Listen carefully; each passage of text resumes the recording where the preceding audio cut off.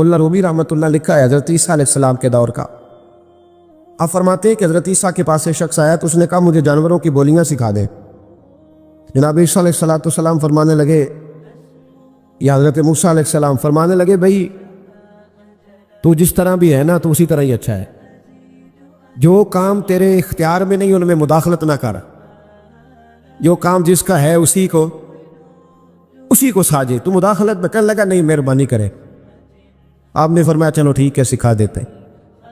وہ آدمی گھر کے اندر بیٹھا تھا تو جانور رکھے ہوئے تھے. گھوڑا تھا، گائے تھی، بکری تھی، بلی تھی، کتا تھا، چند جانور تھے. تو چھوٹی سی کوئی چیز گری ہوئی تھی تو کتا کھانے لگا تو بلی نے پہلے کھا لی. اس نے کہا مجھے تو کیوں نہیں کھانے دیا، ساری کھا گیا ہے. تو بلی کہنے لگی فکر نہ کر، تمہارے مالک کا گھوڑا کل مر جائے گا، بڑا سارا گوشت ہوگا، کھا لینا. مالک نے بات سن لی. وہ بڑا سمارٹ بنا، گھوڑا رات کو ہی بیچ آیا. اگلے گھر جا کے مر گیا. اب اگلے دن بلی اور کتا پھر بات کر رہے ہیں تو کتا کہتا ہے تو بڑی جھوٹی ہے، تو نے کل کہا تھا گھوڑا مرے گا، وہ تو مرا ہی نہیں. کہنے لگی چل فکر نہ کر، آج گائے مرے گی. اس نے سن لیا اور گائے بھی چھوڑ آیا. پھر اس نے کہا تو بڑی جھوٹی ہے، تو نے کہا تھا گائے مرے گی، کوئی نہیں مری. کہنے لگی فکر نہ کر، آج بکری مرے گی. اس نے سن لی، بکری بھی چھوڑ آیا. ملا رومی رحمۃ اللہ تعالیٰ علیہ فرماتے ہیں کہ بلی بڑی مایوس بیٹھی ہے تو دوسرا جانور کتا اس سے پوچھتا ہے کہ تو آج بڑی پریشان ہے، کیا ہوا؟ بڑے تو جھوٹ بولتی تھی، آج بڑی مایوس ہے. کہنے لگی پریشان اس لیے ہو کہ آج ہمارے مالک کی روح پرواز کر جائے گی. بکری تو چھوڑ آیا تھا، گائے تو چھوڑ آیا تھا، گھوڑا تو چھوڑ آیا تھا، اپنے آپ کو کہاں چھوڑ کے آتا؟ حضرت اسرائیل علیہ السلام سے بھی کچھ چھپ سکتا ہے.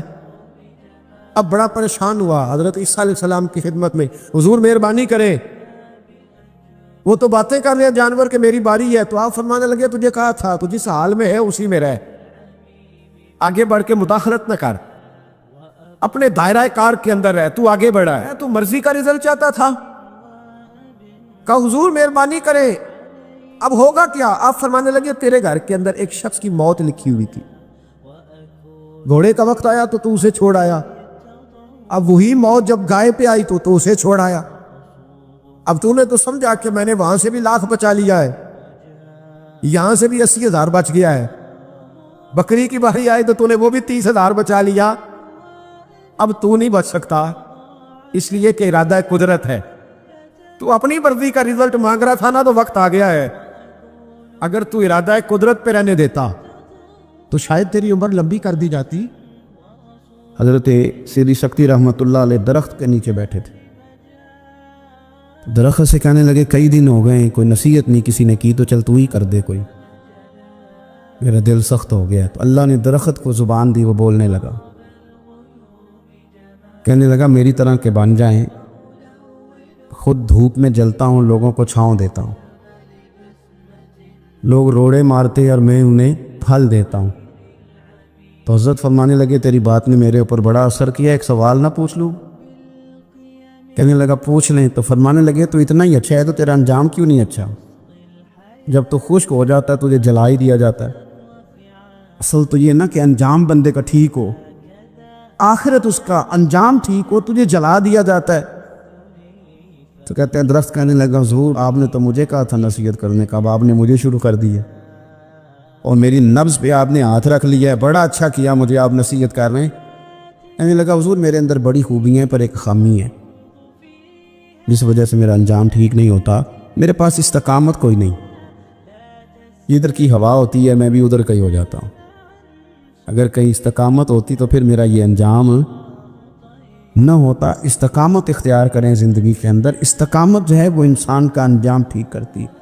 تیرا جو توکل ہے وہ مضبوط ہونا چاہیے، تیرا بھروسہ اپنے رب کی ذات.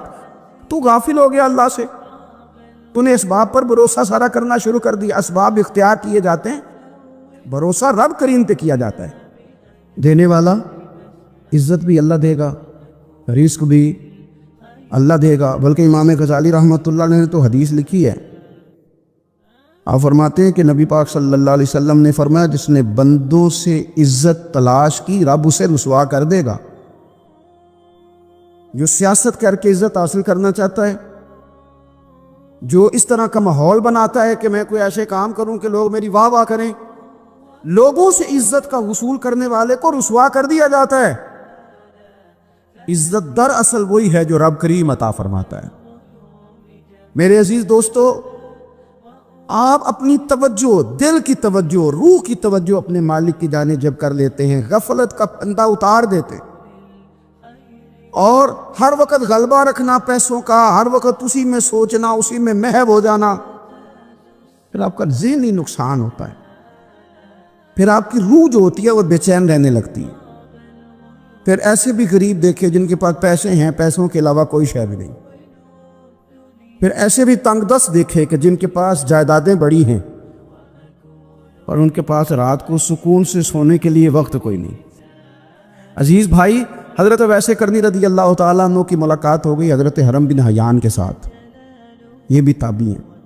تو حضرت حرم بن حیان رحمۃ اللہ علیہ کہتے ہیں، یہ نا ہم تو خیر بڑی ساری باتیں سنتے ہیں تو نصیحت نہیں نہ حاصل کرتے، ویسے بھی یہ دور تقریریں سننے کا ہے۔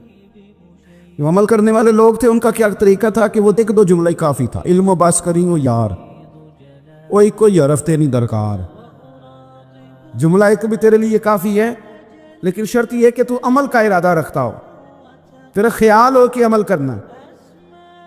وہ لوگ نا مختصر سی باتیں کرتے، مختصر سی نصیحتیں کرتے، لیکن وہ عکس جلدی کرتے، اس میں سے اپنے لیے خیر جلدی تلاش کرتے۔ حضرت حرم بن حیان کی ملاقات ہوئی حضرت اویس کرنی رضی اللہ تعالیٰ عنہ کے ساتھ، تو حضرت حرم بن حیان کہتے ہیں میں نے عرض کی حضور میں کسی ملک میں جا کے رہنا چاہتا ہوں، کہیں سکونت اختیار کرنا چاہتا ہوں، یہاں سے ہجرت کرنا چاہتا ہوں، تو مجھے کوئی آپ مشورہ دے میں کہاں جاؤں؟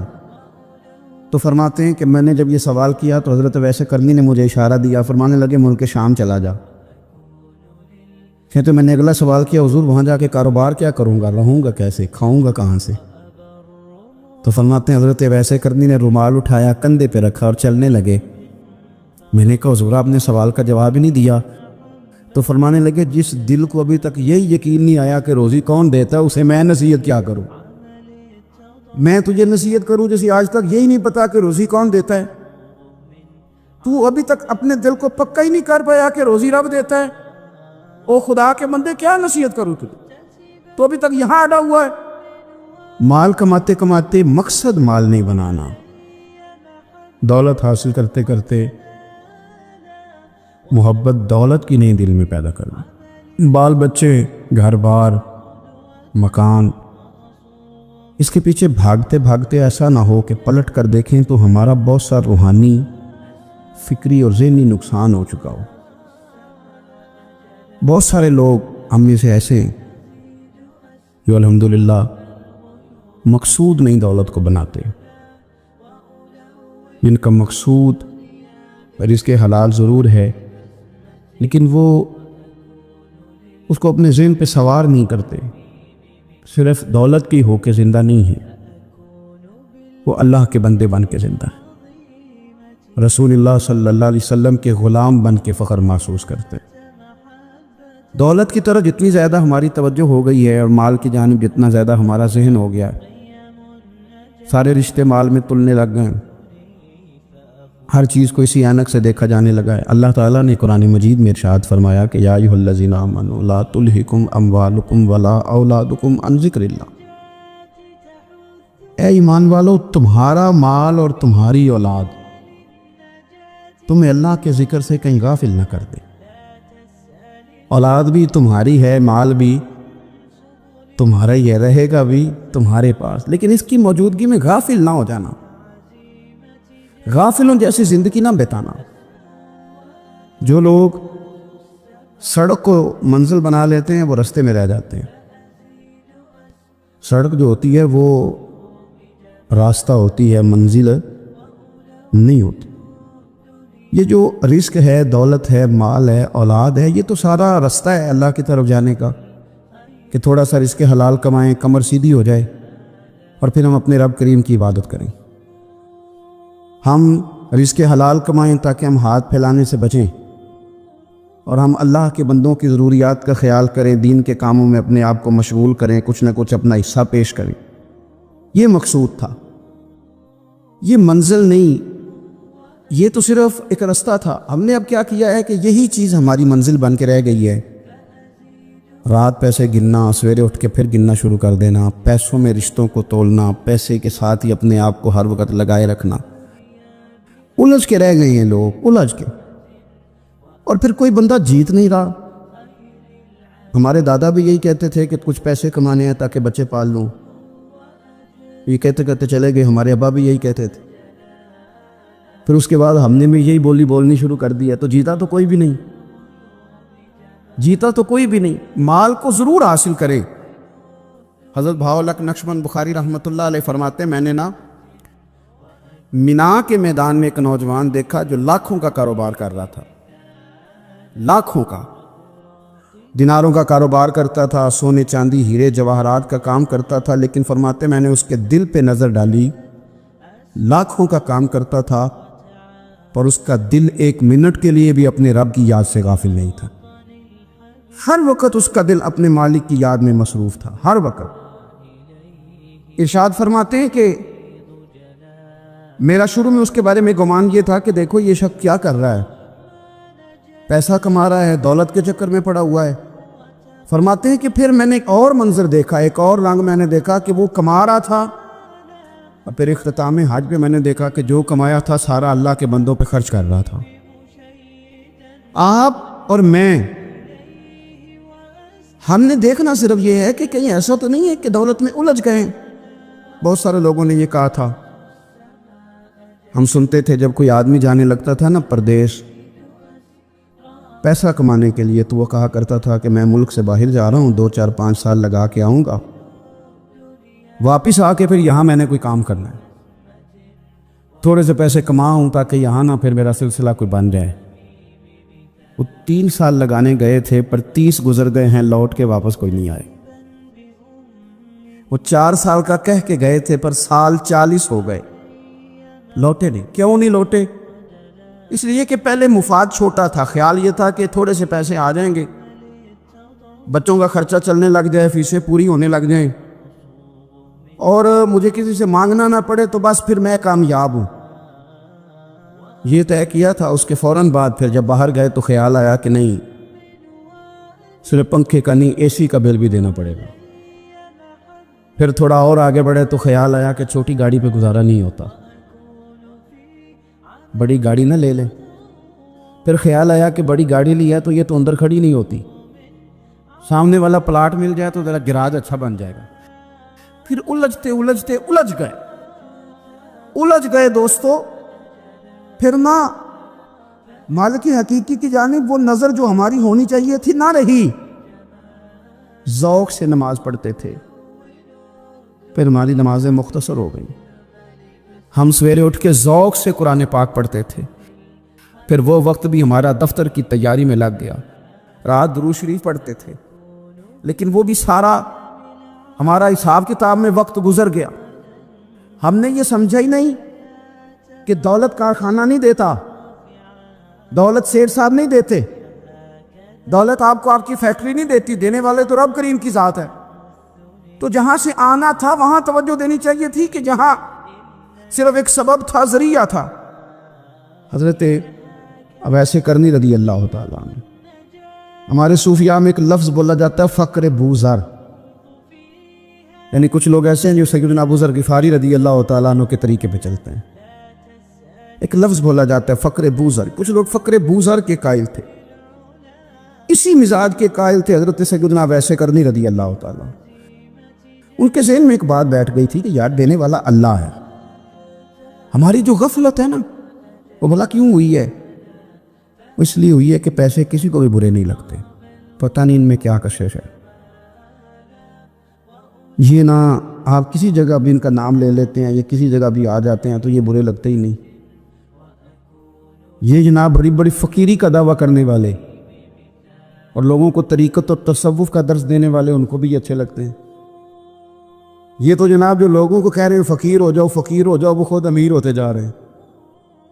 یہ پتہ نہیں ان میں کیا ایسا خاص۔ ہمارے ایک استاد تھے تو مزاج میں بڑی ظرافت تھی، حالانکہ بڑے اللہ والے بندے تھے، تو بات بڑی وہ دل لگی کی کیا کرتے تھے. تو ایک دن ہم نے پوچھا استاد جی خوشبو کون سی اچھی لگتی ہے؟ کہنے لگے بیٹا جو پیسوں میں سے آتی ہے وہ مجھے بڑی اچھی لگتی، اس لیے کہ ملتے کم ہیں.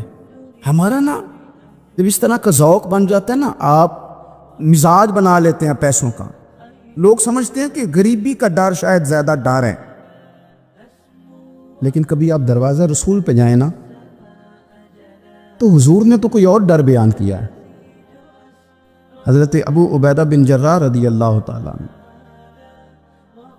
بحرین سے نا مال لے کے آئے بہت سارا. حضور نے بھیجا، جزیہ لینے گئے یا مال غنیمت کا کچھ مال تھا، آپ لے کے مسجد میں آئے تو لوگوں کو پتہ چل گیا کہ آج مال آیا ہے.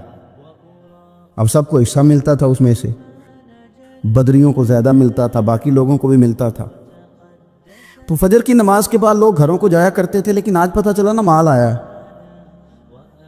تو یہ سیاستہ میں حدیث موجود ہے، سب لوگ مسجد میں بیٹھے رہے. حضور علیہ السلام نے فرمایا تمہیں پتہ چل گیا مال آیا ہے؟ عرض کی حضور ہاں. فرمایا تمہیں بانٹنے لگے ہیں، دینے لگے ہیں. ہم نا غریبی سے ڈرتے ہیں، ہم اپنے بچوں کے لیے دعا کرتے ہیں ان پہ غربت نہ آئے، ہم اپنے بہن بھائیوں کے لیے دعا کرتے ہیں ان پہ غربت نہ آئے. کرنی چاہیے، لیکن ذرا اس حدیث کے مفہوم کو بھی دیکھیے گا. نبی پاک صلی اللہ تعالیٰ علیہ وآلہ وسلم نے فرمایا تمہیں دینے لگے ہیں، مال آ گیا ہے. لیکن میرے قریب نے اپنی امت کے لیے جس چیز کا ڈر محسوس کیا وہ کیا ہے؟ حضور کے دل میں کس چیز کا خدشہ تھا وہ کیا ہے بیان کیا. حضور فرمانے لگے لوگو مجھے تم پر غربت کا ڈر نہیں، یہ ڈر نہیں کہ تم غریب ہو جاؤ گے، بلکہ مجھے تو ڈر ہے کہ تم پر دولت پھیلا دی جائے گی، تم زیادہ مالدار ہو جاؤ گے. خوف غریبی کا نہیں، خوف تمہارے مال کا ہے. اور حضور فرماتے ہیں کہ پھر تم انہی باتوں میں مبتلا ہو جاؤ گے جن میں پرانی امتیں مبتلا ہوئی تھی، اور جب وہ اللہ کی نافرمانی میں مبتلا ہوئی تھی تو پھر وہ ہلاک کر دی گئی تھی. مجھے ڈر ہے، مجھے ڈر ہے. ہاں جہاں دولت آتی ہے وہاں سستی بھی آتی ہے، جہاں دولت آتی ہے وہاں معاذ اللہ عیاشی بھی آتی ہے، جہاں دولت زیادہ آ جاتی ہے وہاں پھر لوگ ہر چیز کو دولت میں تولنے لگتے ہیں. جہاں دولت زیادہ آتی ہے میرے بھائی پھر لوگ سمجھتے ہیں کہ ہر چیز میں خرید لوں گا، پھر لوگوں کے ذہنوں کے اندر اس طرح کا فطور آتا ہے. حضور نے فرمایا مجھے ڈر ہے تمہارے دولت مند ہونے کا، ڈر ہے دولت مند ہونے کا. یارو اپنے پیسوں سے ڈرا کرو، اپنی جائیدادوں سے ڈرا کرو، اپنے مال سے ڈرا کرو. وہ ہم نے جو بڑے بڑے محلات تعمیر کرنے شروع کیے ان سے ڈرا کرو، اس لیے کہ حضور نے فرمایا مجھے ڈر ہے. حضرت ابو بکر صدیق رضی اللہ تعالیٰ عنہ تشریف فرما تھے. ہمارے نا بچے بہت زیادہ آسانی مانگتے ہیں. اقبال نے کہا لہو مجھ کو رلاتی ہے جوانوں کی تن آسانی. جب میں جوانوں کا مزاج دیکھتا ہوں نا کتنے آرام پسند ہو گئے ہیں تو پھر میری آنکھوں سے لہو بہتا ہے. لہو مجھ کو رلاتی ہے جوانوں کی تن آسانی. ان کا وجود اتنا آسانی کا ماحول لینا چاہتا ہے، ذرا سی بھی کوئی تکلیف آپ دیکھ لیں، لائٹ بند ہو جائے تو مصیبت کھڑی ہو جاتی. کسی جگہ چند منٹ کے لیے آدھے گھنٹے کے لیے ٹریفک بند ہو جائے تو مثلاً کیا ہو جائے گا. لیکن یہ کہ طبیعتوں میں تلخی، اور جب وہ گاڑیاں آہستہ آہستہ چلتی ہیں تو ایک دوسرے سے آگے بڑھنے کی وہ شدت، وہ ہمارے مزاج میں ایک دوسرے کے بارے میں دل میں بڑے بڑے جملے. کیوں؟ اس لیے کہ ہماری طبیعت آسانی پسند ہے. ذرا سی بھی کوئی رکاوٹ ہم نہیں برداشت کرتے. تھوڑی دیر کے لیے ٹھہرنا پڑ جائے ہمارے لیے بڑا مشکل کام. آپ ہمیں ہماری مرضی کے خلاف کوئی بات کر دیں تو ہمیں بگڑا ہوا سمجھے. ہماری طبیعت میں وہ آسانی ہے. یہ آسانیاں انسان کو پھر بڑے بڑے کام نہیں کرنے دیتی، پھر انسان کمزور پڑ جاتا ہے. پھر وہ کوئی کسی انقلابی تحریک کا کبھی حصہ نہیں بن سکتا. اگر وہ بڑی صلاحیت بھی رکھتا ہو تو وہ زندگی میں کوئی کارنامہ سر انجام نہیں دے پاتا، کیونکہ طبیعت میں آسانی آ گئی، اس کا مزاج ہی نہیں. جس بندے کو گرمی زیادہ لگتی ہے وہ کیسے آگے بڑھے گا؟ یہ سیٹھوں کے بیٹے، مالداروں کے بیٹے، پیروں کے بیٹے، بڑے بڑے جناب مشائخ کے صاحبزادگان الا ماشاء اللہ، آگے نہ بڑھنے کی وجہ کیا ہے؟ صرف یہ ہے کہ طبیعت کا تقاضا یہ ہے کہ ایک آدمی نے رومال پکڑا ہے، دوسرے نے جوتا پکڑا ہے، تیسرا گاڑی کھول رہا ہے۔ جب آپ اس قدر زیادہ ان کو آسانیوں میں مبتلا کر دیتے ہیں، پھر ان کے لیے جہاد کرنا، میدان میں نکلنا ممکن ہے؟ حضرت یوسف علیہ السلام کے بھائیوں نے کہا کہ سمجھ تو آ گئی ہے ہمیں کہ ہم نے زیادتی کی، ظلم کیا، اب کرنا کیا ہے؟ تو جناب یوسف کہنے لگے کچھ بھی نہیں کرنا، جاؤ تمہیں معاف کیا، معافی مل گئی۔ انہوں نے کہا کہ ہمیں تو معافی مل گئی، تو ابا جی تو رو رو کے ان کی بصارت کام ہو گئی آنکھوں کی۔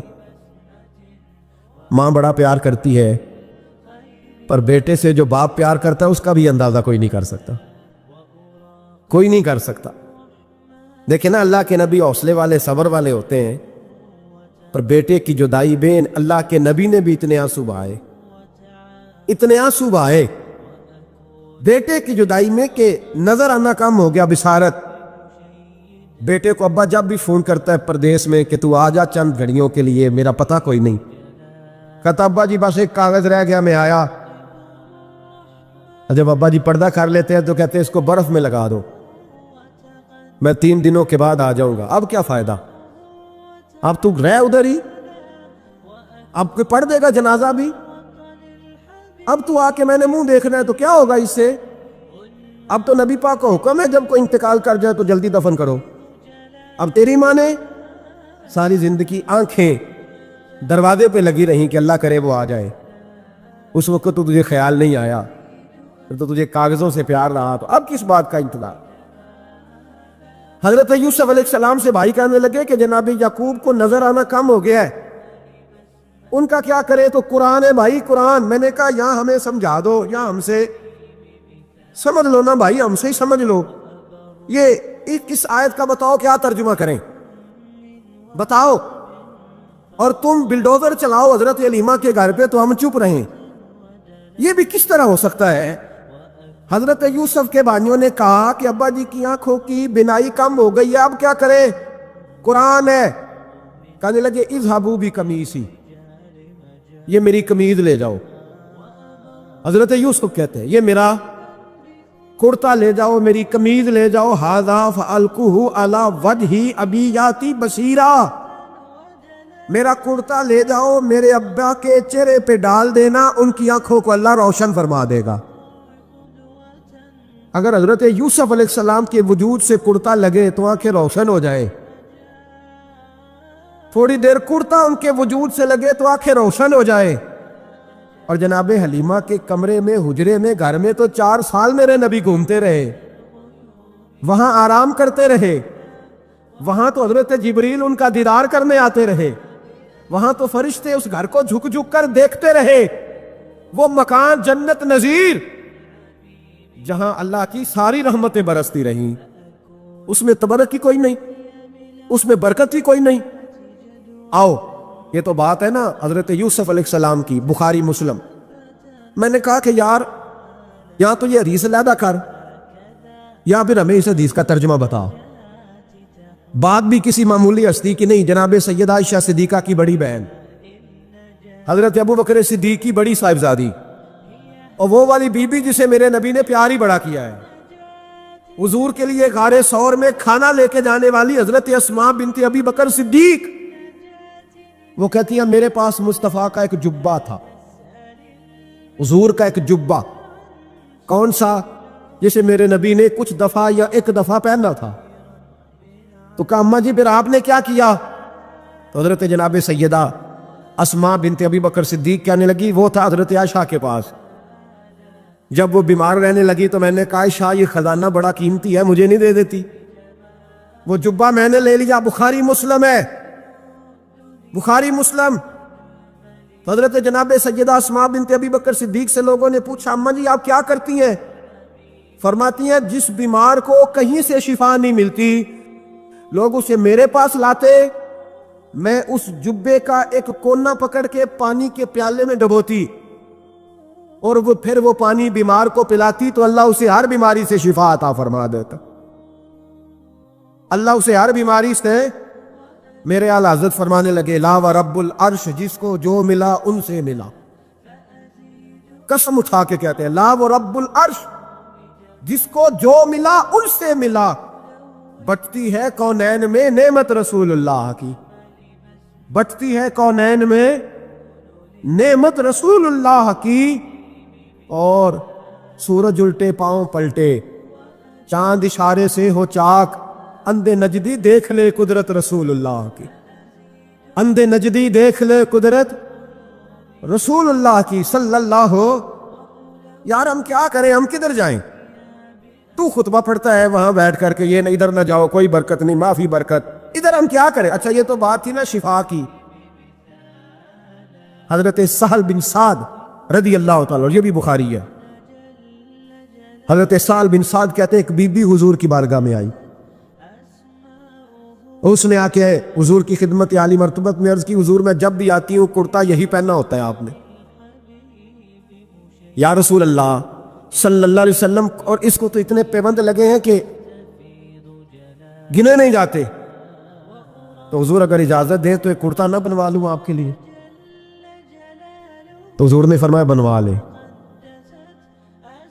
وہ بی بی کرتا بنوا کے لائی، اس نے بڑی محبت سے بنایا، اس زمانے میں جو کوئی نقش و نگار ہوتے تھے اس نے سجائے اپنے انداز میں، اب اس نے پیار سے بنایا، محبت سے بنایا، یہ بھی باتیں صحیح ہے، اور اصل جملہ جس سے مزہ آئے گا وہ یہ ہے، وہ دیے میں بڑی ریج نہ بنایا، میں بڑی، اب اس میں جو درد ہے وہ میں اردو کا جملہ ڈھونڈ کے لاؤں تو ملتا نہیں مجھے، کہتی ہے میں نے بڑی، میں ریج نہ بنایا، تو محبوب پاک کی بارگاہ میں لا کے تھال میں پیش کیا، حضور کی بارگاہ میں تھال میں، کچھ بندے زیادہ نیک ہو جاتے، سامنے والے کو پرہیزگاری کا مشورہ دیتے، کہتے کسی کو کوئی شے نہ لیا کرو، تو میں نے کہا اگر حضور لے لیں تو طلب کرنا منع ہے، لیکن قبول کرنا تو میرے مصطفیٰ کا طریقہ ہے، تو بھائی یہ ہمیں نہ اتنا ہی نیک بناؤ جتنا میرے رسول نے ہمیں بنایا ہے،